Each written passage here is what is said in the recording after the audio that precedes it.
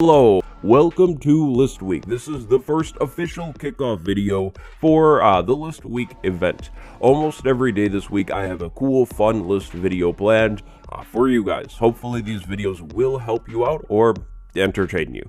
Today we'll be focusing on 5 must-have survival farms. These are farms that I always work towards getting in my world, or at least almost always work towards. If you're a new player, you're in luck because this video will give you direction in terms of like what to do and things to work towards and good stuff like that. Go down below and drop your must-have farm, and while you're down there, drop a like and subscribe because of course you won't want to miss out on the other List Week videos. They're pretty cool. Oh, and also if you're setting up a server, use that custom link in the description and code Waddles for 25% off your first month with Cubed Host. I don't make anything from it, it's just a good deal. So the other day I made a post on my community tab about your must-have farms, and farm number 1 on our list today is Messy Desk Productions must-have survival farm. And I must say, I don't know how I didn't think of this right away. A chicken cooker is 10 out of 10, absolutely a must-have survival farm. These things are so easy to build, very minimal redstone, and very maximum food output. Now, believe it or not, this farm will get you smooth quartz as well. Oh yeah. I'm kidding about that one, but you will get tons of cooked chicken and feathers. Feathers are great for making arrows as well as written books, so if you don't have a skeleton farm in your world, this is a good way to kind of supplement all of those feathers that you would need to, of course, make the arrows. Now, the other nice thing about these farms here is the fact that they get pretty compact as well, which is really nice. If you fill one of these farms up with a bunch of chickens, you will only need one of these in your world near your base, and if you're over there enough, you're never going to run out of food.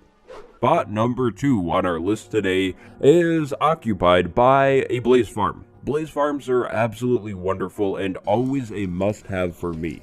Once I get my footing in a world, I head into the nether, find a blaze spawner in a convenient location, and make a farm out of it.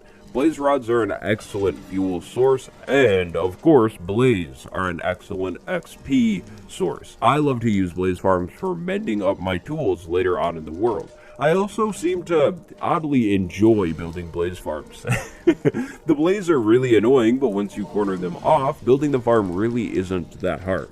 And in case you needed another reason to build a blaze farm, another hub. You might want to build a base in the nether, but you don't know where to start. Well, if you have a blaze farm, that's where you start. Connect your spawn portal in the nether up to your blaze farm and go from there.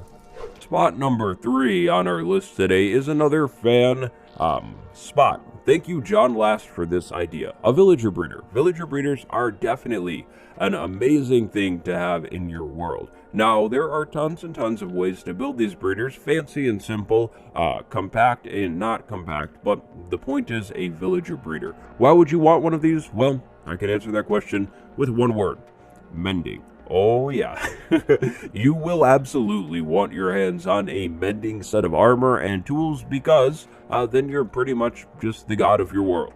Now, let's not forget about the other trades that the villagers can offer you too. Maybe you have an interest in one of those, and if you're not into trading whatsoever, then an iron farm. Having a villager breeder in your world can and will supply your iron farm, if you have one, with plenty of villagers. And if you don't have one, then now's the time to start making one after you set up your villager breeder.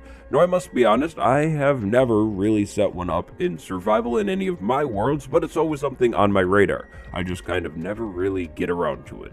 You know, I don't know why I don't see more people using this one, but number 4 on our list is a very simple crusher farm. I'll explain how it's built first. It's a 1-block area, 2 blocks high. There's water on this bottom block, a hopper beneath it going into a chest, and then either a fence or a wall above it to stop the mobs inside of it from bombing around too much. This farm is amazing because you can put any mob into it. If you have lots of pigs around your base, use pigs. If you have sheep, do that. Or if you do have cows, cows.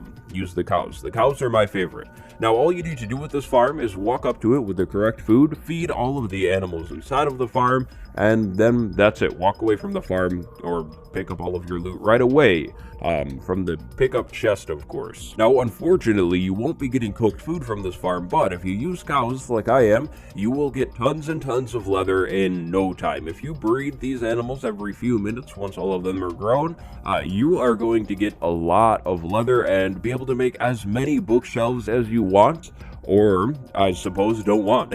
If you didn't want bookshelves, then this is the thing for you, because you don't have to craft bookshelves. The only downside is the fact that you will need to cook up your food on your own, but it's really not a big deal, especially if you have something like a blaze farm in your world, or, you know, any kind of, ample fuel sources.